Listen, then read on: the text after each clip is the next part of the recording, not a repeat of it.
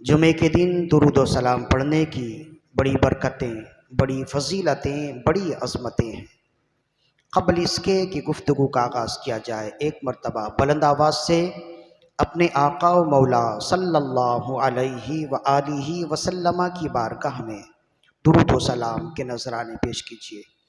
اللہم صلی علی سیدنا و مولانا محمد طب القلوب و دوائها وعافیت الابدان و شفائها و نور الابصار و ضیائها و روح الارواح و غذائها وعلى آلہ و اصحابہ وبارک وسلم۔ نثار تیری چہل پہل پر ہزاروں عیدیں ربیع الاول، سوائے ابلیس کے جہاں میں سبھی تو خوشیاں منا رہے ہیں۔ نصیب چمکے ہیں فرشیوں کے کہ عرش کے چاند آ رہے ہیں۔ جھلک سے جن کی فلک ہے روشن، وہ شمس تشریف لا رہے ہیں۔ زمانے بھر کا یہ قاعدہ ہے کہ جس کا کھانا اسی کا گانا، تو نعمتیں جن کی ہم کھا رہے ہیں انہی کے ہم گیت گا رہے ہیں۔ ربیع الاول کا پیارا مبارک خوشیوں بھرا مہینہ ہمارے درمیان ہے، اور 1447 سن ہجری ربیع الاول کا پہلا جمعہ جس پہ ہم موجود ہیں۔ ربیع الاول کا مہینہ کئی واقعات سے متعلق اہم ہے، اور ان تمام واقعات میں سب سے اہم واقعہ یہ ہے کہ یہ مہینہ ہمارے اور آپ کے آقا روئے زمین کائنات کے ذرہ ذرہ کے آقا سید القونین، سید الانس والجان، سید الانبیاء، حبیب کبریا، خاتم الانبیاء محمد الرسول اللہ صلی اللہ علیہ وآلہ وسلم کی یوم ولادت ہے۔ 12 ربیع الاول، ربیع الاول کی 12 تاریخ آپ کی یوم ولادت ہے، صحیح اور تحقیق قول کے مطابق۔ تو چونکہ ربیع الاول کی 12 تاریخ سید انبیاء، حبیب کبریا، شفیع روز جزا علیہ التحیۃ والثناء کی یوم پیدائش ہے، تو ساری دنیا کے مسلمان ان ایام میں جشن عید میلاد النبی کے نام سے اپنے آقا و مولا صلی اللہ علیہ وآلہ وسلم کی پیدائش کا جشن مناتے ہیں۔ اور یہ ایک ایسا جشن ہے، یہ ایسی خوشی ہے کہ کائنات کے ذرے ذرے کو یہ خوشی حاصل ہے۔ خوشیاں بھی تو الگ الگ ہوتی ہے نا، بعض خوشی ہوتی ہے انفرادی، بعض خوشیاں ہوتی ہیں خاندانی، بعض خوشیاں ہوتی ہیں علاقائی، بعض خوشیاں ہوتی ہیں قومی، بعض خوشیاں ہوتی ہیں آفاقی۔ مثال کے طور پر ایک شخص ایک عرصہ سے بیمار تھا، اللہ نے پھر اسے صحت دی، وہ ٹھیک ہو گیا، تو کتنی خوشی کی بات ہے، وہ کتنا خوش ہوگا۔ اللہ نے اسے نئی زندگی دی، کتنا خوش ہوگا۔ لیکن اس کی خوشی میں ہم شامل نہیں ہیں۔ یہ خوشی ہے انفرادی، شخصی خوشی، اور ایک خوشی ہے جو خاندانی خوشی کہلاتی ہے۔ ایک عرصے کے بعد، انتظار کے بعد، خاندان میں بچے کی ولادت کی امید ہوئی، اور پھر خیر و عافیت کے ساتھ بچہ خاندان میں آیا، تو خوشی ہوتی ہے نا۔ تو یہ خاندانی خوشی ہے، حتیٰ کہ خاندان کے علاوہ جو گلی میں رہنے والے ہیں انہیں بھی وہ خوشی نہیں ملتی ہے جو خاندان کو ہوتی ہے، اس لیے کہ بچے کی پیدائش کا تعلق خاندان سے ہوتا ہے۔ تو یہ خاندانی خوشی ہے۔ اور ایک خوشی ہوتی ہے علاقائی خوشی، جسے آپ علاقائی ثقافت کہتے ہیں۔ جیسے سندھ ثقافت کے لیے ایک دن منایا جاتا، بلوچ ثقافت کے لیے ایک دن منایا جاتا، مختلف علاقے والے اپنی ثقافت کے اظہار کے لیے ایک دن متعین کرتے ہیں اور وہ دن مناتے ہیں۔ تو وہ دن علاقائی خوشی ہے۔ اس دن کو آپ شخصی خوشی بھی نہیں کہہ سکتے، خاندانی خوشی بھی نہیں کہہ سکتے، وہ علاقائی خوشی ہے، وہ علاقے کے ساتھ ہی محدود ہوتی ہے۔ اور ایک خوشی ہوتی ہے جسے آپ قومی خوشی کہتے ہیں۔ جیسے جس دن پاکستان بنا، وہ دن 14 اگست کا دن، جس دن پاکستان ایک اسلامی ریاست کی صورت میں دنیا کے نقشے میں ابھرا، تو یہ دن قومی دن ہو گیا۔ تو یہ قومی خوشی ہے، جیسے 14 اگست کی خوشی، جیسے 6 ستمبر کی خوشی یاد، جیسے 23 مارچ کی یاد، یہ قومی خوشیوں میں شمار ہوتی ہیں۔ حتیٰ کہ جب ہم 14 اگست یہاں منا رہے ہوتے ہیں تو ہمارے اطراف میں جو ممالک موجود ہیں ان کے یہاں یہ خوشی نہیں ہوتی، وہ اپنی زندگی میں ہیں، وہ اپنی مصروفیات میں ہیں، اور ہمارے یہاں عام تعطیل ہوتی ہے، چھٹی ہوتی ہے۔ کیوں؟ اس لیے کہ یہ قومی خوشی ہے، اور یہ ایسی خوشی ہے کہ ہر صوبے کا شخص یہ خوشی منا رہا ہوتا ہے، اور ملک پاکستان میں رہنے والا ہر شخص یہ خوشی مناتا ہے، حتیٰ کہ مومن ہو یا غیر مسلم ہو، سب جس کا تعلق اس ملک سے ہے وہ خوشی منا رہے ہوتے ہیں، اس لیے کہ یہ قومی خوشی ہے۔ اسی طرح مطلب یہ ہے کہ بعض خوشیاں ہیں شخصی خوشی، جیسے انسان کا بیمار ہو کے صحت یاب ہو جانا۔ بعض خوشیاں ہیں خاندانی خوشی، جیسے خاندان میں کسی کے ہاں بچے کی پیدائش ہو۔ بعض خوشیاں ہیں علاقائی خوشی، جسے کہتے ہیں علاقائی ثقافت کے دن۔ بعض خوشیاں ہیں قومی خوشی، جس میں پورا ملک خوشی منا رہا ہوتا ہے۔ اس روئے زمین میں ایک خوشی ایسی ہے جو آفاقی خوشی ہے۔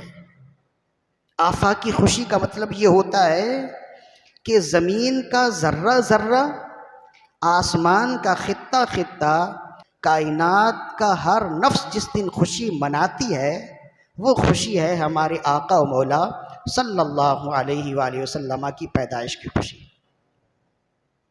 جس کو حکیم الامت مفتی احمد یار خان نعیمی رحمہ اللہ نے اسی وجہ سے فرمایا، نصیب چمکے ہیں فرشیوں کے کہ عرش کے چاند آ رہے ہیں، جھلک سے جن کی فلک ہے روشن وہ شمس تشریف لا رہے ہیں۔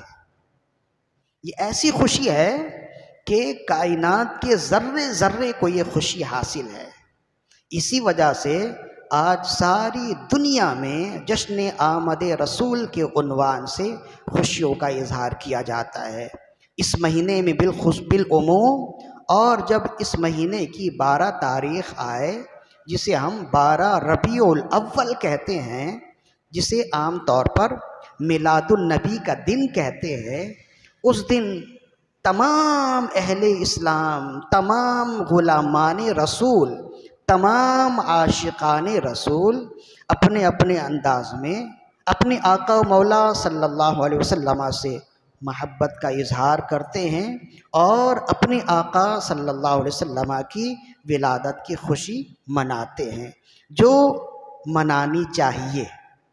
اور اب وہ وقت ہے کہ ایک وقت تھا کہ انکار کرنے والے تھے، آہستہ آہستہ انکار کرنے والے بھی اب اقرار کی طرف آ رہے ہیں، اس لیے کہ یہ خوشی رکنے والی نہیں ہے، یہ خوشی دبنے والی نہیں ہے۔ اللہ نے ہمیشہ اپنے نبی کے درجات کو بلند سے بلند تر کیا ہے، ایسے ہی ہمیشہ اپنے نبی کی ولادت کی خوشی کے انداز کو بھی سال بسال بلند سے بلند تر کرتا ہے، اور اس کے صدقے میں اللہ رب العزت غلامان رسول کو جو عقیدت اور احترام سے یہ دن مناتے ہیں انہیں برکتیں بھی عطا فرماتا ہے۔ میلاد کی خوشی کا مطلب یہ ہے رسول اللہ صلی اللہ علیہ وسلم کی پیدائش کا ذکر کرنا۔ تو یہ ایسا نہیں ہے کہ اس پیدائش کا ذکر رسول اللہ نے نہیں کیا یا صحابہ نے نہیں کیا یا اور صحابہ کے بعد کے لوگوں نے نہیں کیا، ایسا نہیں ہے۔ میلاد کا ذکر، پیدائش کا ذکر سب نے کیا ہے۔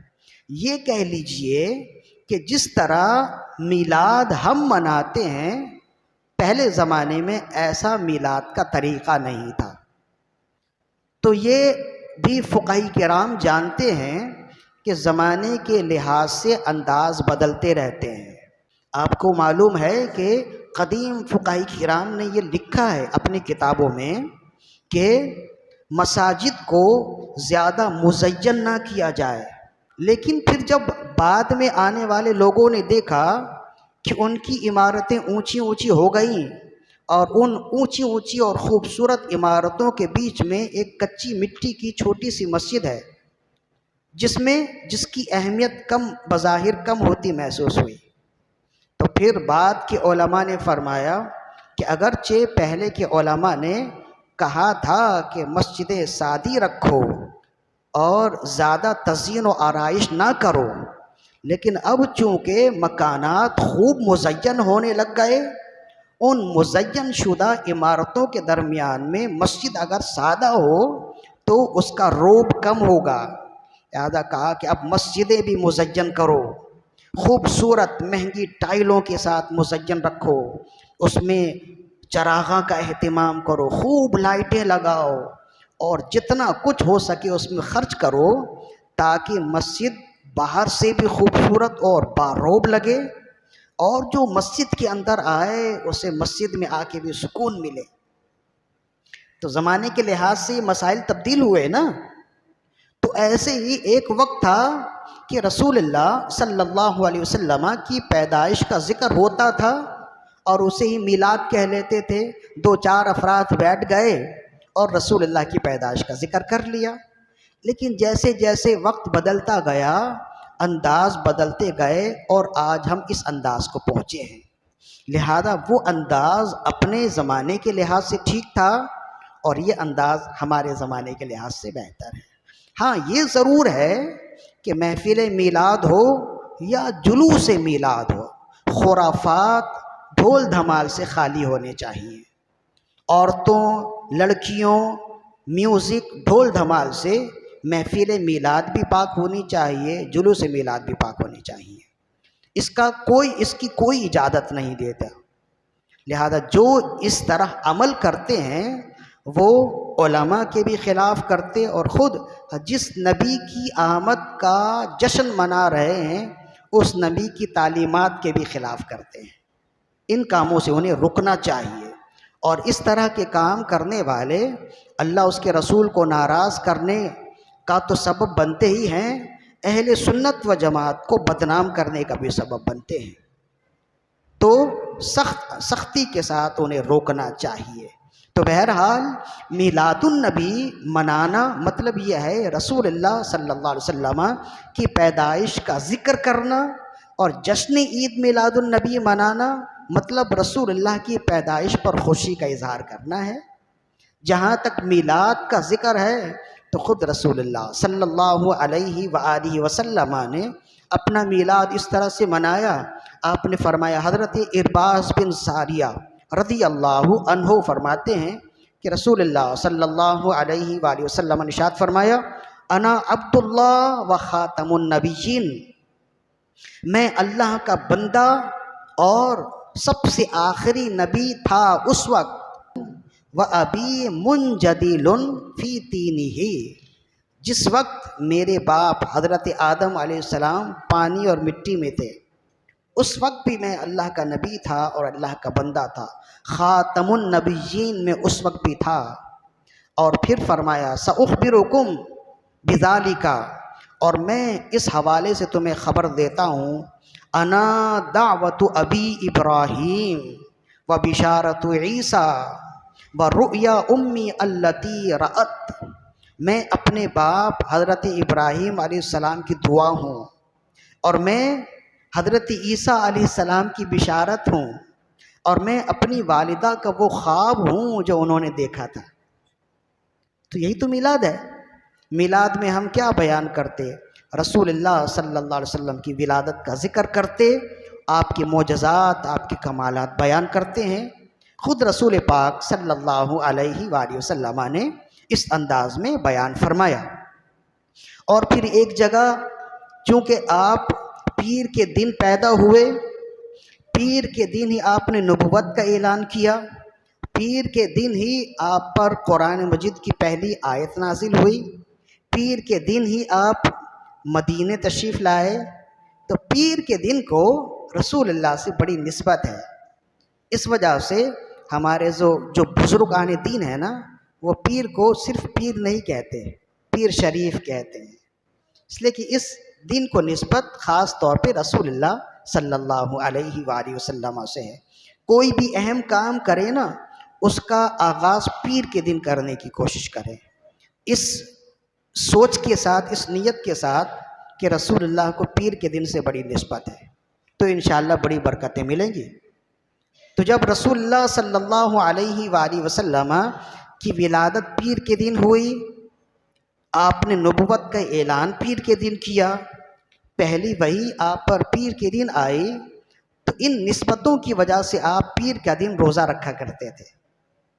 تو سئل رسول اللہ صلی اللہ علیہ وسلم عن صوم یوم الاثنین، رسول اللہ سے پیر کے دن روزہ رکھنے کے بارے میں جب پوچھا گیا تو قال، آپ نے فرمایا، فی ذالک یوم ولدت، فرمایا اس دن میں پیدا ہوا، ویوم بعثت، اور اسی دن میں نے نبوت کا اعلان کیا، وانزل علی فی، اور اسی دن مجھ پر قرآن مجید کی پہلی وحی نازل ہوئی۔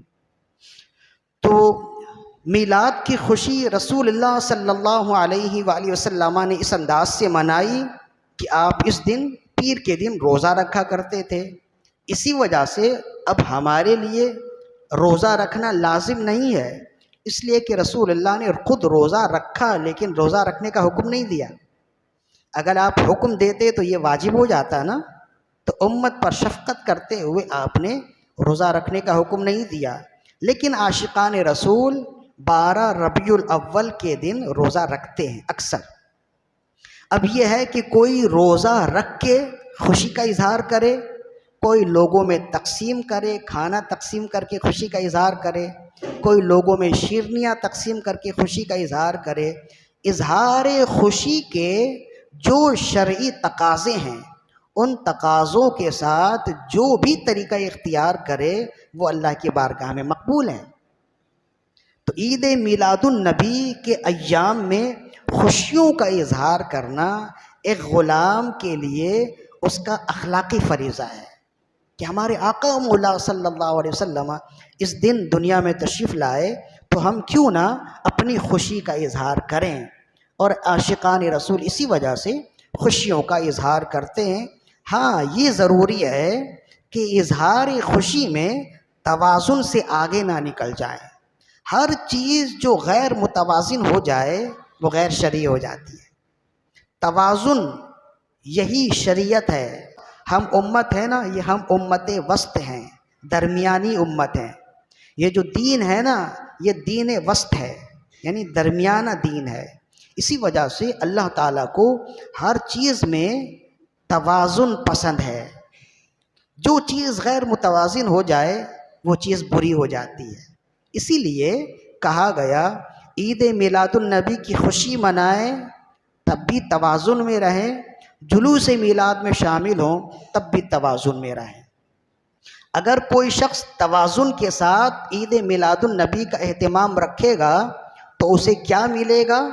تو امام جلال الدین السیوطی الشافعی رحمہ اللہ محدثین کے امام ہیں، فرماتے ہیں کہ جب ان سے کسی نے پوچھا میلاد النبی پر کوئی خوشیوں کا اظہار کرے تو کیا اسے ثواب ملے گا؟ فرمایا یصاب علیہا فاعلھا، جو عید میلاد النبی میں خوشیوں کا اظہار کرے گا اسے ضرور ثواب ملے گا۔ لما فیہ من تعظیم قدر النبی و اظہار الفرح و استبشار بمولدہ الشریف، اس لیے کہ اس میں نبی کی عظمت و قدر کی تعظیم ہے، اور اس میں نبی صلی اللہ علیہ وسلم کی پیدائش کی خوشی ہے، اور اس میں نبی صلی اللہ علیہ وسلم کی پیدائش کی خوشی کا اظہار کرنا ہے۔ تو جب ایک غلام اپنے آقا صلی اللہ علیہ وسلم سید الانبیاء کی پیدائش کی خوشی خود بھی منائے اور خوشیوں کا اظہار کرے تو اسے کیوں نہ ثواب ملے گا؟ شیخ محقق سے پوچھا کہ اسے کیا ثواب ملے گا؟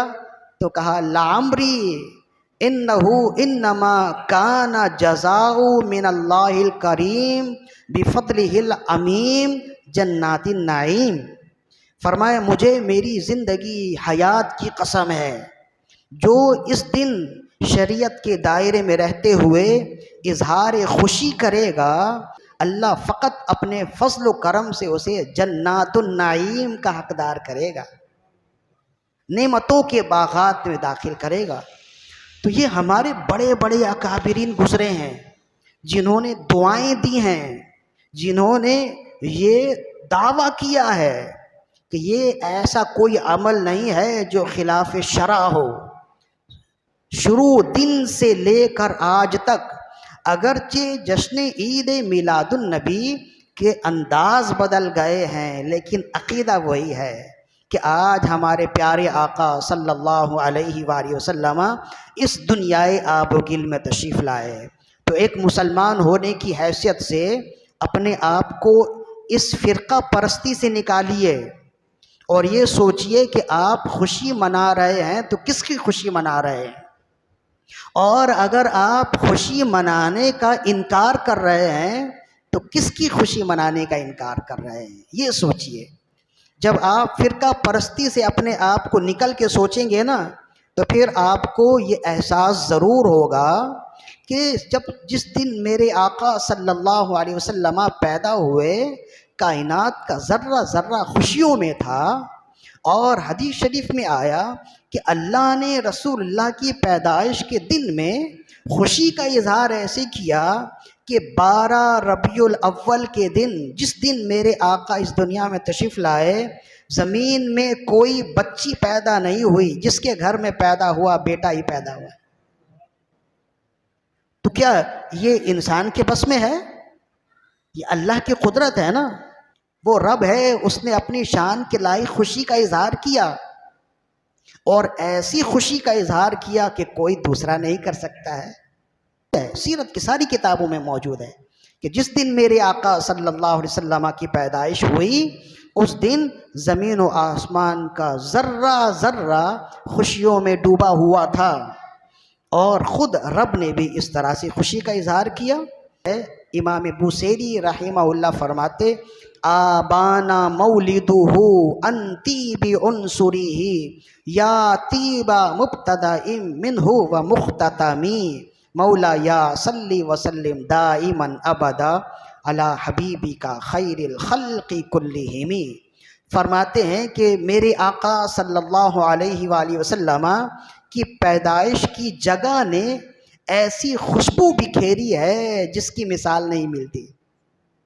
آبانا مولدہ، مولد کہتے ہیں پیدائش کی جگہ کو، ان طیب عنصرہ، میرے آقا کی پیدائش کی جگہ نے میرے آقا کے جسم سے نکلنے والی خوشبو کو ایسی بکھیر دیا ہے جس کی مثال نہیں ہے۔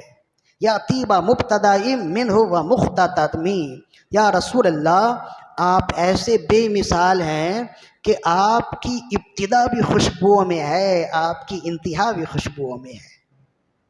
تو ابتدا کیسے؟ جناب سیدہ فرماتی ہیں، جناب سیدہ آمنہ سلام اللہ علیہ فرماتی ہیں جس دن رسول اللہ صلی اللہ علیہ وآلہ وسلم پیدا ہوئے تو میری ذات سے، میرے کمرے سے ایسی خوشبو ظاہر ہوئی کہ ایسی خوشبو میں نے آج تک سونگھی نہیں تھی، اور ایک عرصہ تک وہ خوشبو رہی۔ اور اہل دانشت کہتے ہیں، اہل رائے کہتے ہیں، اہل تحقیق کہتے ہیں، آج بھی وہ کمرہ موجود ہے جہاں رسول اللہ کی پیدائش ہوئی تھی نا مکے میں، اسے اب تو کتب خانہ بنا دیا گیا، لائبریری، مکہ لائبریری بنا دیا گیا۔ اہل محبت وہاں جاتے ہیں، صلاۃ و سلام کے نذرانے پیش کرتے ہیں۔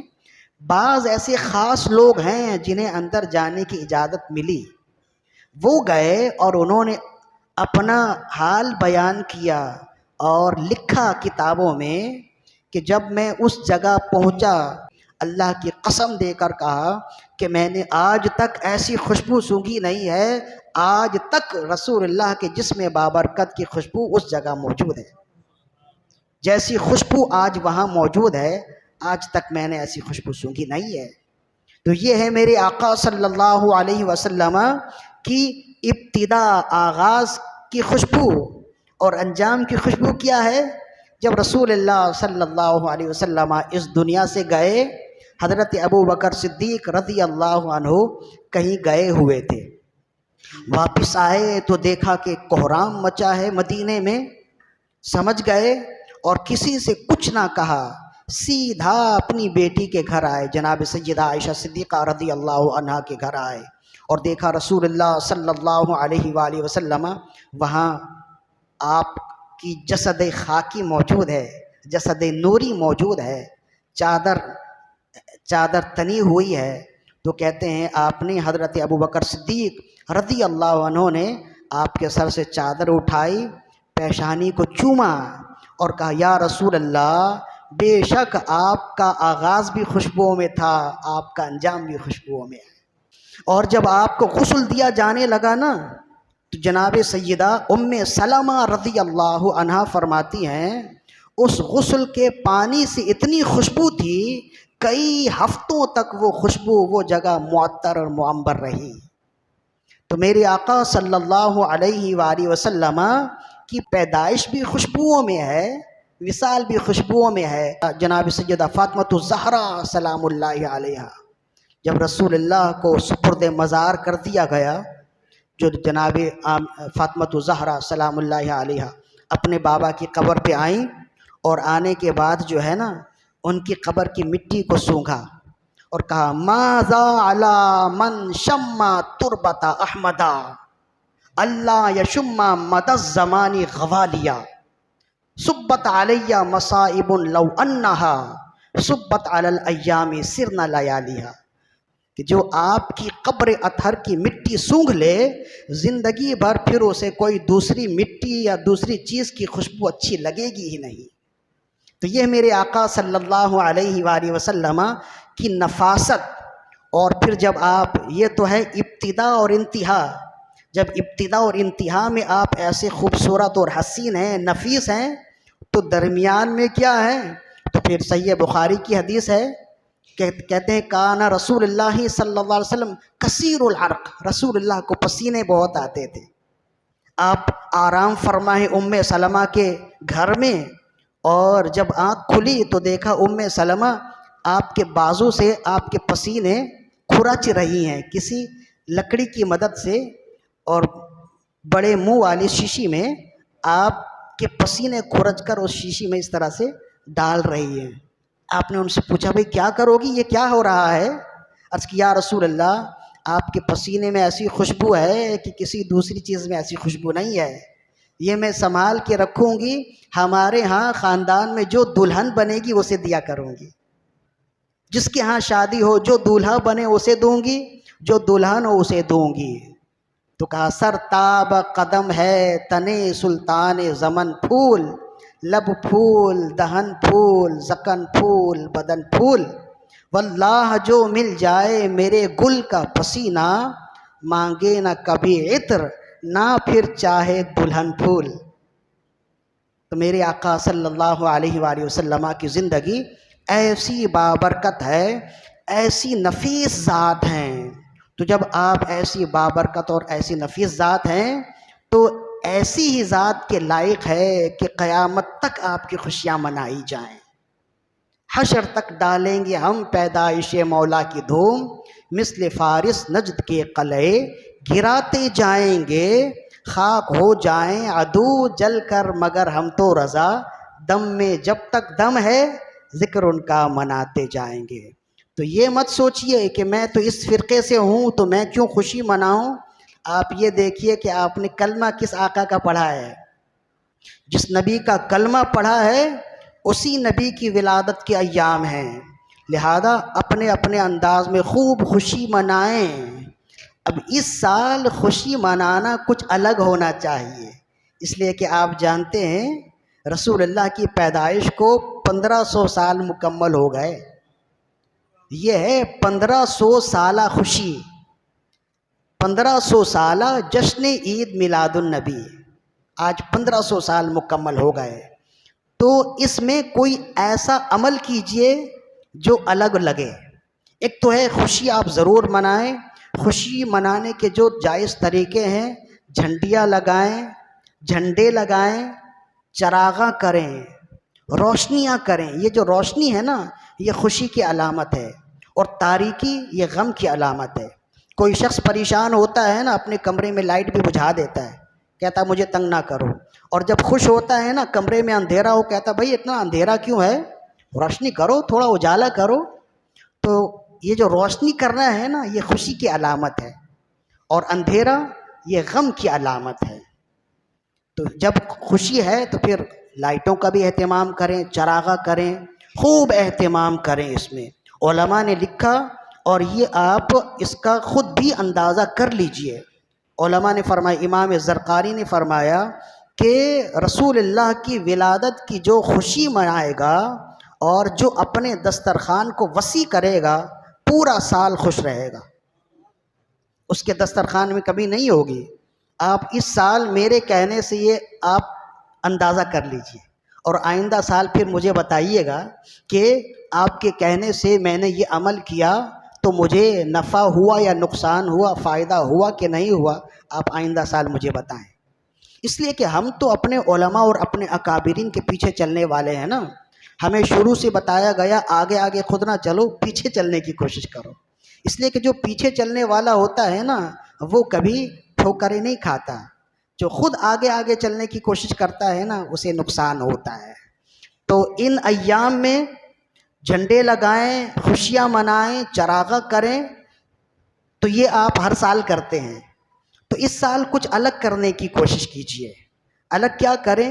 کوئی بھی نیک عمل کرنے کی کوشش کیجئے جو پچھلے یا پچھلے کے پچھلے سال جشن عید میلاد النبی میں آپ نے نہیں کیا ہے، تاکہ یہ سال آپ کے لیے یادگار ہو جائے. 15 کی نسبت سے کوشش کیجئے. بہت سے اچھے اچھے کام ہیں، لیکن رسول اللہ نے جس کام کی خاص طور پر تاکید فرمائی ہے نا وہ کھانا کھلانے کی ہے.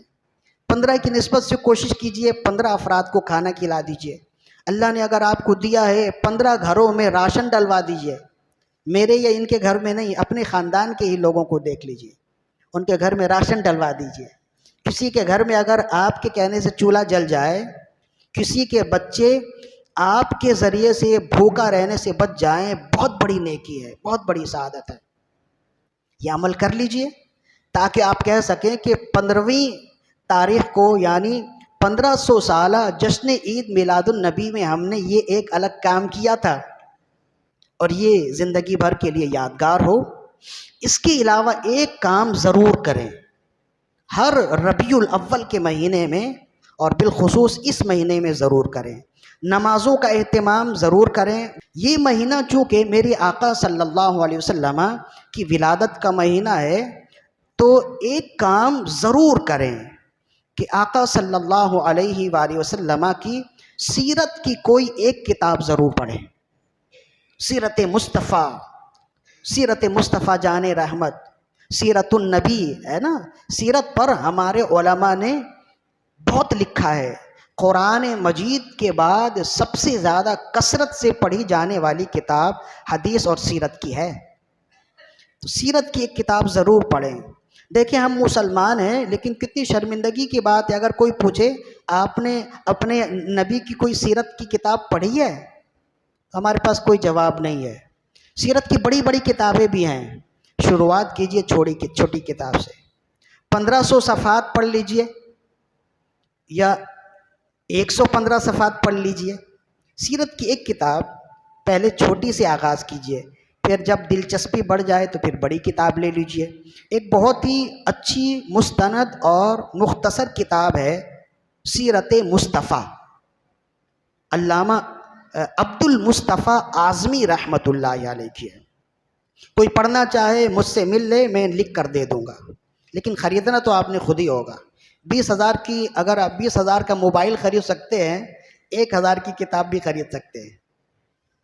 دینا چاہوں تو دے بھی سکتا ہوں، لیکن جو چیز آپ خود خریدیں گے اس کی اہمیت زیادہ ہوگی۔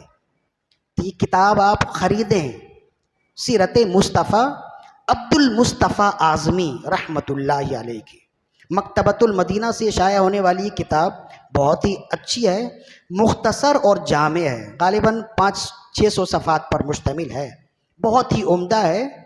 اس کتاب کو ہو سکے تو 12 تاریخ سے پہلے ختم کرنے کی کوشش کیجئے، یا پھر مصروفیات ہیں، مرد تو مصروف ہی ہوتا ہے، تو اگر بہت زیادہ مصروفیات ہیں تو اس ربیع الاول کے پورے مہینے میں کوشش کیجئے کہ جب بھی آپ کو موبائل چلانے کا وقت ملے نا، سیرت کی یہ کتاب پڑھ لیجئے۔ ڈاؤن لوڈ بھی کر سکتے ہیں، گوگل میں آپ صرف لکھیں گے سیرت مصطفیٰ، یہ سامنے آ جائے گی، تو آپ ڈاؤن لوڈ کر لیجئے، کہیں بھی سفر میں پڑھ سکتے ہیں، لیکن ہارڈ پیپر پہ پڑھنا وہ زیادہ اچھا ہوتا ہے۔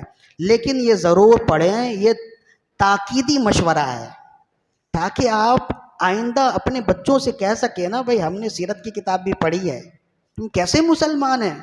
ہمیں معلوم ہی نہیں رسول اللہ کی ازواج کتنی تھیں، رسول اللہ کی جنگیں کتنی ہیں، کس سن میں رسول اللہ نے کون سا عمل کیا، رسول اللہ صلی اللہ علیہ وسلم نے کو کس جنگ میں کامیابی ملی، کس جنگ میں آپ کو چوٹیں لگی، کتنے صحابہ تھے، کتنی ازواج تھی، کتنے بیٹے تھے، آپ کے کتنے چچا تھے، کتنی خالائیں تھیں، یہ سب سیرت کی کتابوں میں موجود ہے نا۔ جب آپ پڑھیں گے تو پھر آپ کو اس کا اندازہ ہوگا۔ تو کیا خیال ہے، نیت کرتے ہیں یہ ضرور یہ پڑھیے۔